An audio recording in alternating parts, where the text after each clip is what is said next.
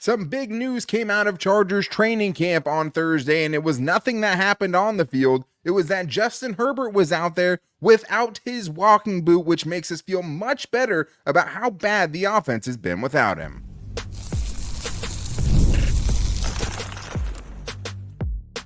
You are Locked On Chargers, your daily podcast on the Los Angeles Chargers. Part of the Locked On Podcast Network, your team every day. What is up, and welcome into the Locked On Chargers podcast. I'm your host, Daniel Wade, joined as always by my co-host, David Drogemeyer, and we've been covering the Chargers together now for 9 seasons, but this is our 7th year as the host of the Locked On Chargers podcast, bringing you your team every day. Thank you to the everydayers out there for making us your first listen, and to make sure that you never miss the show, go subscribe or follow for free on the Locked On Chargers YouTube channel, and listen wherever you get your podcast from. David, what do we got today? Well, Daniel, Chargers fans around the world are collectively taking a nice breath of relief here, knowing that Justin Herbert is, in fact, out of the walking boot. That is great news. That means that he is on track, and I don't think we could be any happier. And then in other news, Easton Stick, I think this is a very big game for him coming up on Saturday, and it might be his last chance to change the impressions that he has been given so far in this offseason. And on offense, I'm excited to finally see the rookie Ladd McConkey. I'm very excited to see him out there on the football field. I want to see the separation. I want to see the route running. On defense, I'm looking at Teair Tart, AJ Finley. I think those are guys that are going to be very important and seem like they are making their mark on this 53-man roster. Yeah, both separating themselves in their respective position battles. The Chargers also signed a guy we talked about yesterday with Teair Tart, so excited to get into that. Maybe we'll see him, possibly we'll see him in the words of Jim Harbaugh, but today's episode is brought to you by GameTime. Download the GameTime app, create an account, and use the code LOCKEDONNFL for $20 off your first purchase. Terms apply. David, the boot is gone. That is where we have to start today's show, because although what we're going to be looking forward to most tomorrow is how these quarterbacks play still, we finally get the closest thing we're going to get to an update or good news revolving around Justin Herbert at this point, and that is as good of news as we could see. The Chargers put out a statement as soon as Justin Herbert injured his plantar fascia, which is not the same as plantar fasciitis. Again, two very, very similar things, not the same thing. They said it would be approximately 2 weeks he was in the walking boot. Thursday marked 2 weeks. So to see that, to have Jim Harbaugh out here saying that, he wasn't going to say anything, but also still kind of like Daniel Popper keeps asking, and some little things slip through the cracks sometimes, right? He says, when I saw it, I thought progress. And he also was saying that he's on track. And according to the Chargers themselves, on track means ready for week 1, which the implications of that, especially with 2 very winnable games to start your season, cannot be understated. And they don't feel winnable at all if it's not Justin Herbert out there under center. If it's Easton Stick, right? I mean, exactly. More specifically, yeah. Yes, definitely, more specifically. But I think this is just what everybody wanted to see. Everybody wanted to see Justin Herbert out of that boot, because that's what the Chargers gave us as expectations. They didn't give us much. They just said, hopefully, he's going to be out of the boot in 2 weeks, and that he's going to start a gradual return to play. He's not going to play this weekend. He's not going to play at all in the preseason. He still has to ramp up. He still has to get back into practice. He's got to get comfortable. Yes, it's very important that he establishes some chemistry with the receivers, gets back in that rhythm. But this is the best news that we could have hoped for, is that Justin Herbert is on track to be ready to play when the games matter, and that starts with the Raiders week 1. Yeah, and I think, most important to think about is from this Sunday, the day after the Chargers play, it's going to be 3 weeks before that first game. So no, he's out of the walking boot with 3 weeks to spare. Hopefully, he can get back even earlier, and I know the Chargers and Ben Herbert aren't going to rush him, so I trust that if he's back out there, he's been fully vetted and is fully ready to go without any, limitations. Yeah.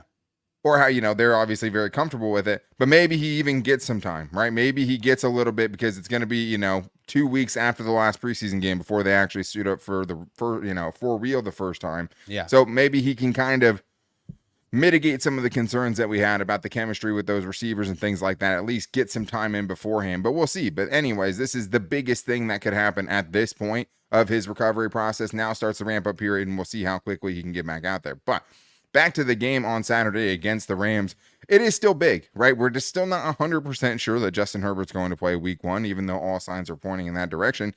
And the one thing that's kind of rooted itself out in a way because Justin Herbert's been out is the play of Easton Stick and how worthy he is to be the primary backup of Justin Herbert, who has only missed games 1 year, but now has had an injury in 3 consecutive seasons. That's been concerning.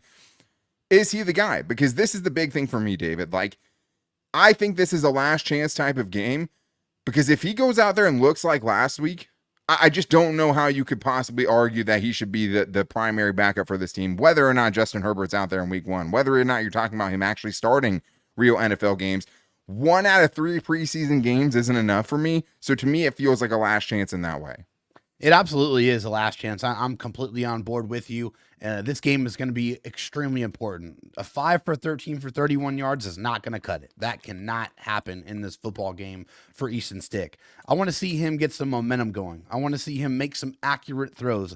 I want to see him go on some drives and sustain some drives. I'm talking 7, 8, 9, 10 play drives. Like, get the offense going. Like, I want to see him be able to move the football. He should have the benefit of the offensive line, hopefully for the most part, should have most of his weapons, starting wide receivers, his tight ends, his starting running backs are not going to play. Jim Harbaugh has already said that. Yeah. No J.K. Dobbins, no Gus Edwards there. But Easton Stick, this should be extremely important to him, and it needs to matter. And I want to see progression from week 1 to week 2 in the preseason, because his job in the NFL, it might depend on it.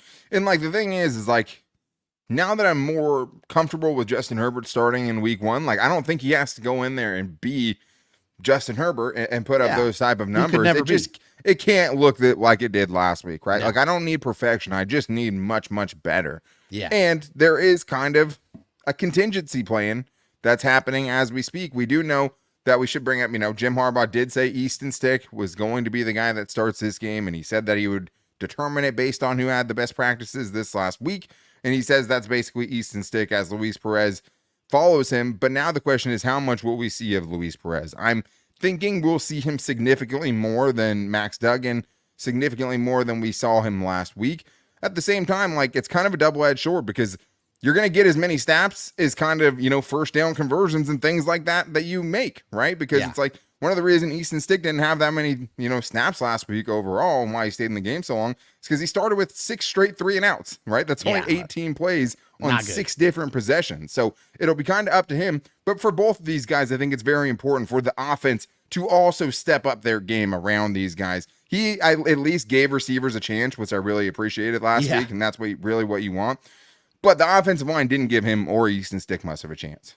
No, they did not. And so, you want to see that natural progression for the offense from week 1 to week 2. You want to see the offensive line be able to protect the quarterback. You want to see them be able to open up some holes. You want to see, receivers getting open, and you want to see the quarterbacks hitting those receivers. Like, you just want to see, them be able to take the tape and the coaching points that they had in week 1, be able to correct them, and be able to show progress in week 2. That is very, very important in this football game. That's what I'm going to be paying very close attention to.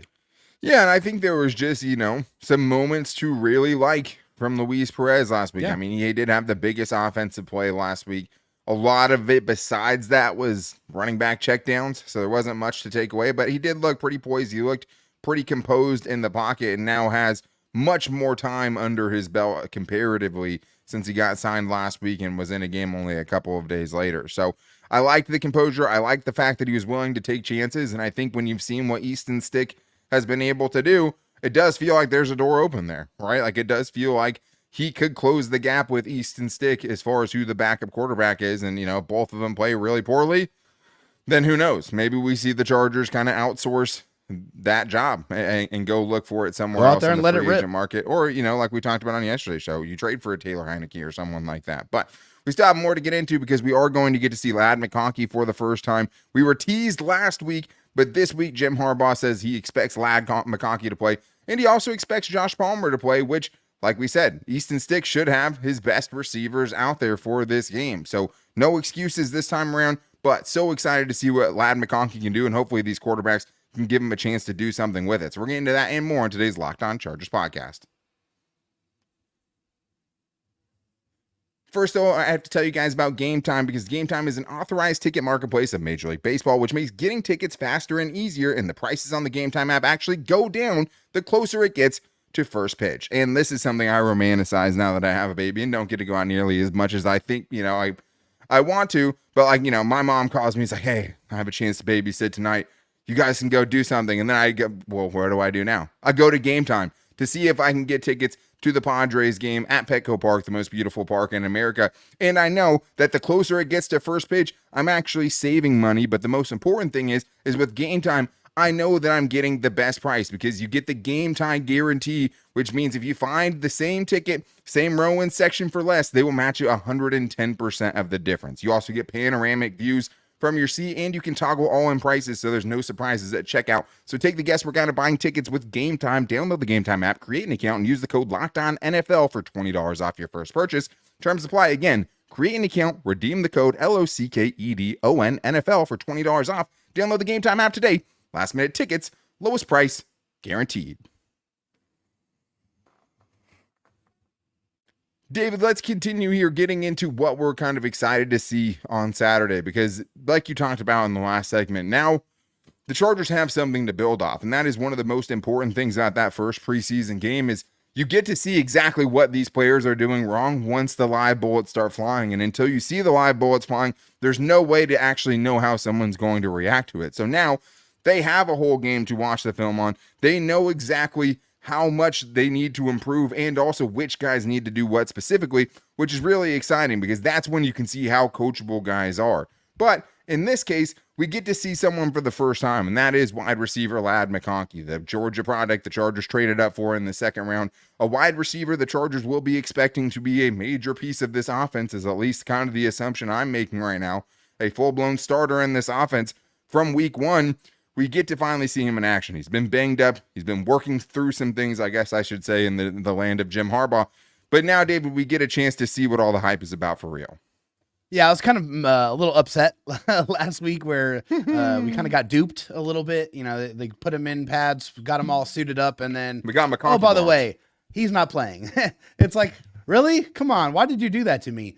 But now it's for real. And so this is really important because Ladd McConkey is factoring to be a very big part of this Chargers offense. It seems like people are already saying he has the potential to be wide receiver one, but before it's all said and done, I just want to see what brought him to the dance. I want to see the route running chops. I want to see the separation. I want to see the speed. And I hope that the offensive line and the quarterbacks are able to provide him opportunities to showcase that ability that I feel like will translate to the NFL level. We're not going to be able to see Justin Herbert and Ladd McConkey, so I want to see Ladd McConkey go out there, and I'm going to be paying very close attention to the route running and to see how open he gets, how often. Absolutely. 4.3 speed, incredible start and stop ability, elite footwork headed into, the NFL. A lot of pro-ready tools that he has. The biggest thing just for him is being able to stay on the field, and that's not going to change going into this game, right?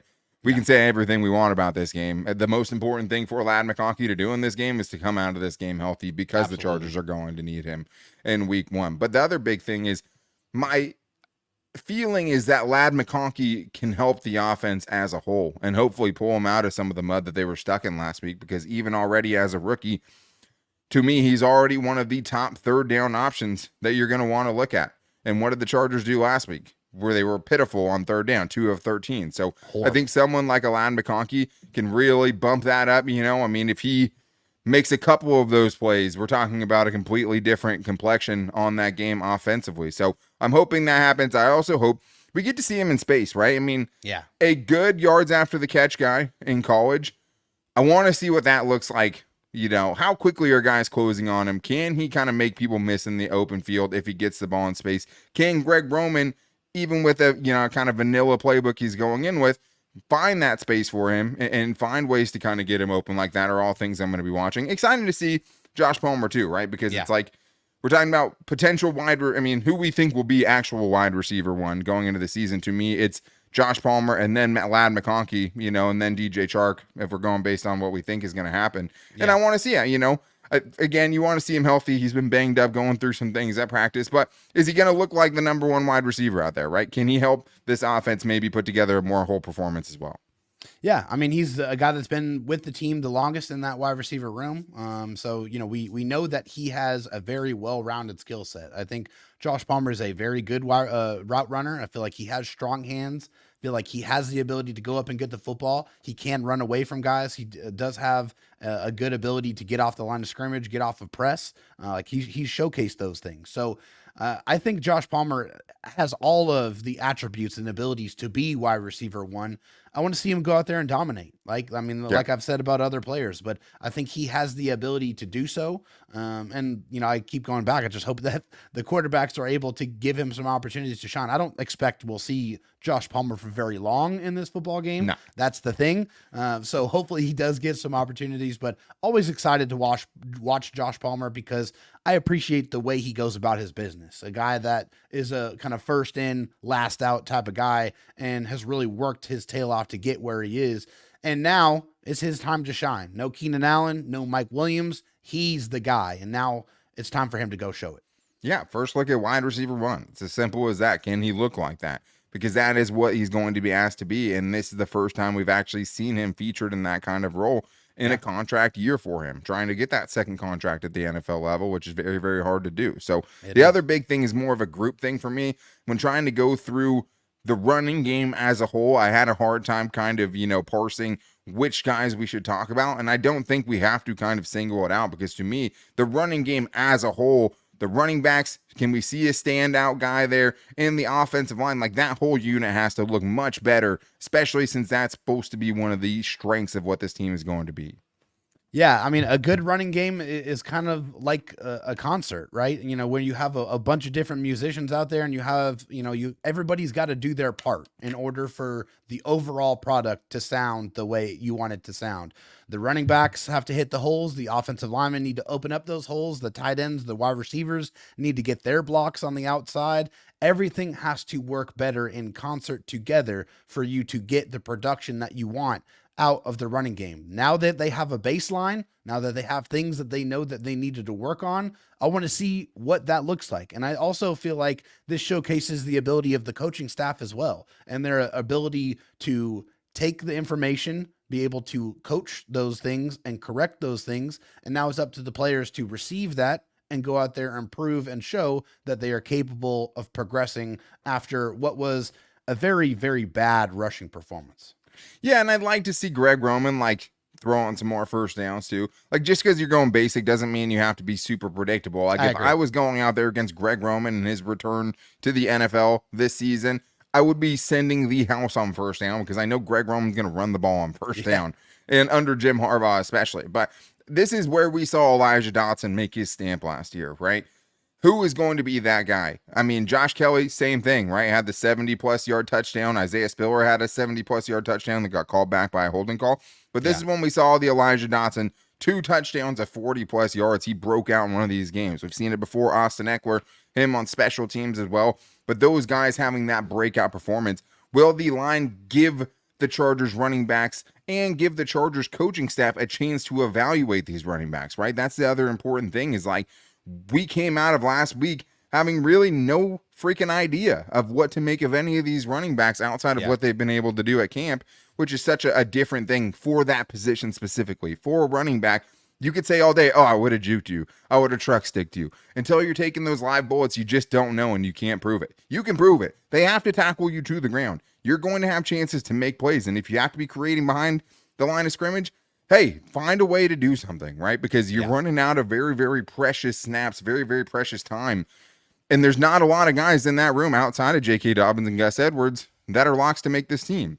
That's the true. One I would say, because they just drafted him, is probably Kamani Vidal. And that's the exciting thing. We're going to get to see him for the first time this week after we got McConkey blocked last week, but we also got Vidal blocked last week as well. He came out there and he ended up going out in full uniform, coming back in, going back out in a t-shirt and shorts. So hopefully we see Kamani Vidal. I mean, I know one thing's better, the pass protection, when Kamani Vidal is out on that field, because he was an awesome pass protector, and according to Daniel Popper and others, he has continued that in training camp, and that is like catnip for coaching staffs. I will tell you that right now. Being able to pass protect, especially when your quarterback is Justin Herbert, is going to be a non-negotiable for this team. So excited for the running game to get another chance. We saw how bad it was last week. Hopefully it looks a lot better so we can get a true evaluation of these running backs. But the Chargers had more news on Thursday because they made one signing official. They had Teair Tart visiting them, and now he is now a new addition to this defensive line. But will we see him? Maybe, possibly, will we see Junior Coulson? That's what we're going to be getting into and much more on today's Locked On Chargers podcast. First, though, David, I need to tell you guys about LinkedIn, because when you're hiring for your small business, you want to find quality professionals that are right for the role, and that's why you have to check out LinkedIn Jobs, because LinkedIn Jobs has the tools to help you find the right professionals for your team faster and for free. LinkedIn isn't just a job board. LinkedIn helps you hire professionals you can't find anywhere else, even those who aren't actively searching for a new job, but might be open to a perfect role. In a given month, over 70% of LinkedIn users don't visit other leading job sites. So if you're not looking on LinkedIn, you're looking in the wrong place. And on LinkedIn, 86% of small businesses get a qualified candidate within 24 hours. Hire professionals like a professional on LinkedIn. So if you're using and looking for a job to be filled at your company, if you're not using LinkedIn, you're not getting most of the people looking for jobs. If you're not using LinkedIn, you're probably not getting a qualified candidate, and you're definitely not getting it as fast as 24 hours. I can promise you that. So post your job for free at linkedin.com/LockedOnNFL. That's linkedin.com/LockedOnNFL to post your job for free. Terms and conditions apply. David, we still have some more guys that we're very much looking forward to watching, but we have to talk about a big signing, because the Chargers signed a literal big signing in defensive lineman Teair Tart, a huge dude who, Jim Harbaugh saying, yeah, the dude's like over 300 pounds, but he looks like he's chiseled. Like, that's just the type of bodies the NFL is putting out these days, which is wild.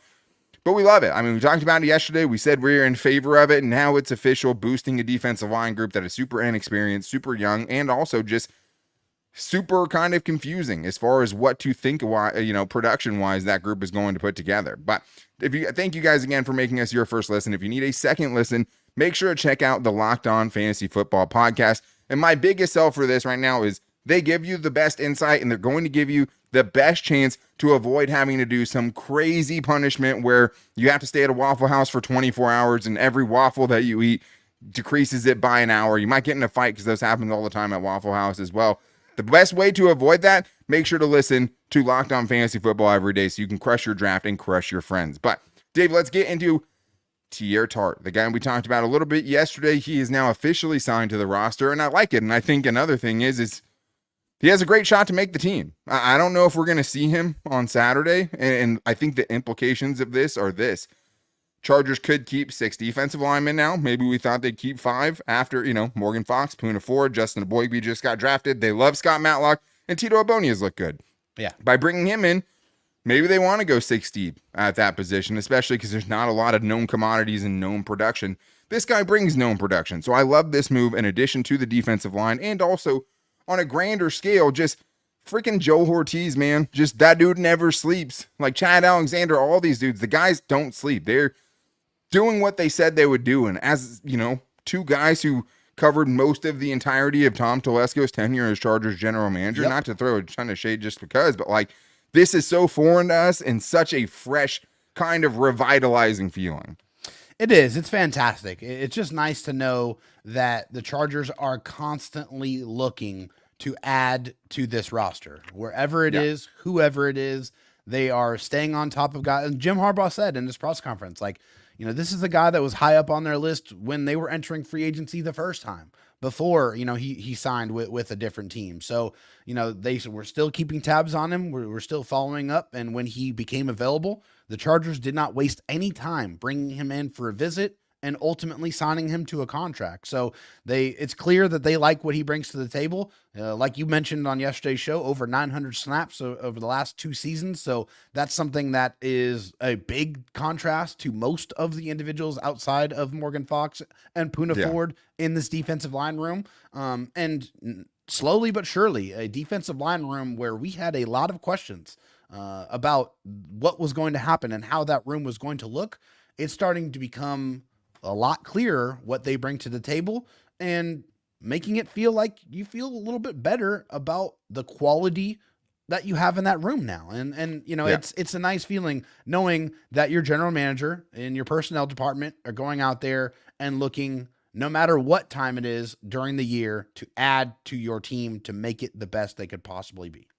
And the thing is I'm glad you said it that way, because it's not just a move that happens right now. It's not a move that has implications just for right now. It's a move that gives me the feeling that if a unit is struggling mid-season, this will be a team that tries to address it and get some fresh blood in there. And that is something I absolutely love to see. If they need it, and like even like Jesse Minter talked about, hey, and then I go talk to Joe about what we need and what I'm seeing out there, right? Like it just feels like such good lines of communication that are open between the players and the coaching staff and the front office right now, which I just don't think was the case before. But it is also potentially, David, on Saturday, our first chance to see Junior Coulson. He practiced Wednesday. He practiced Thursday, at least from what I've seen. He should practice on Friday today, as you guys are hearing this.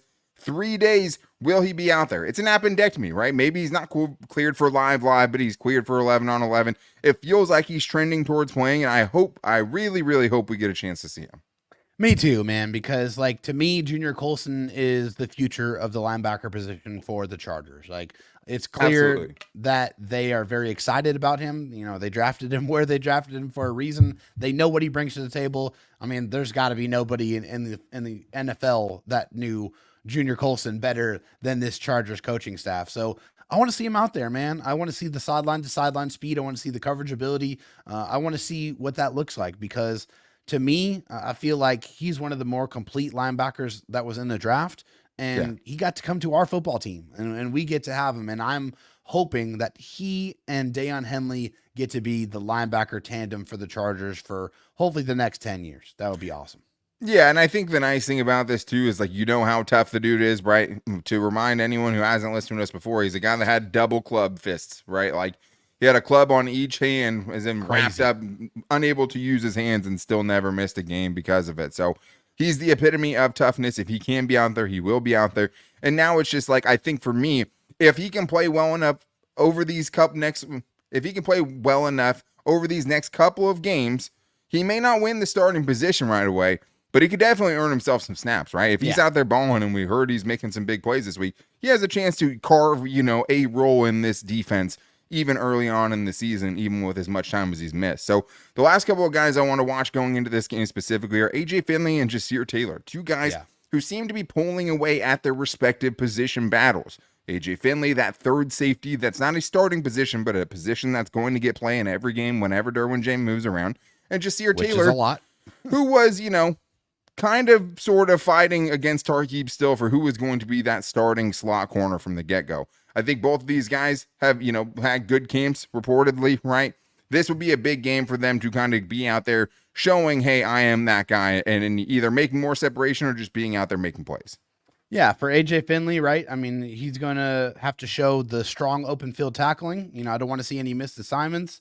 I want to see, a last line of defense defender that is capable and can be trusted, because like that's what it is. I mean, if you got somebody that breaks free and you're the only guy, you got to be able to get that guy on the ground and prevent him from getting into the end zone. So very, very much going to watch that. Teair Tart, very interested in that battle as well, because like we saw last year, Teair Tart won that job, but he lost it in the beginning part of that season, and he was not really in the slot very much anymore. So just because he wins it, right now does not mean that could not change in the near future. So he needs to continue that level of play going into the regular season. Well, let's see how Tartt still looks too, right? Because he looked pretty good last week. Got the 2 batted passes. I think for Teair Tart, it's just, hey, show me the physicality. Show me that you can, as someone who's very close to the line of scrimmage in the slot, you're closer to the ball than the other outside corners are. You got to be in there willing to do the dirty work and being effective and efficient when you do it. So looking forward to watching both of those guys, right? And we'll also see, hey, can JT Woods close the gap with AJ Finley?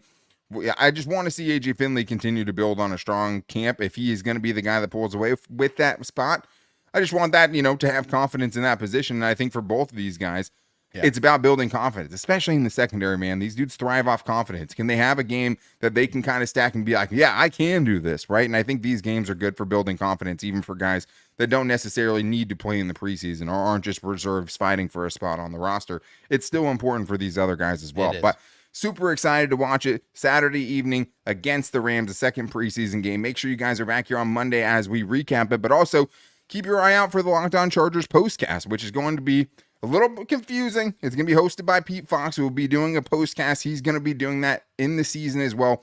It's basically going to replace the normal radio post-game shows that you would hear on a local radio station after the game, right as that game ends. He is going to go live and give you his immediate, emotional, kind of in the heat of the moment thoughts. So make sure you guys check that out.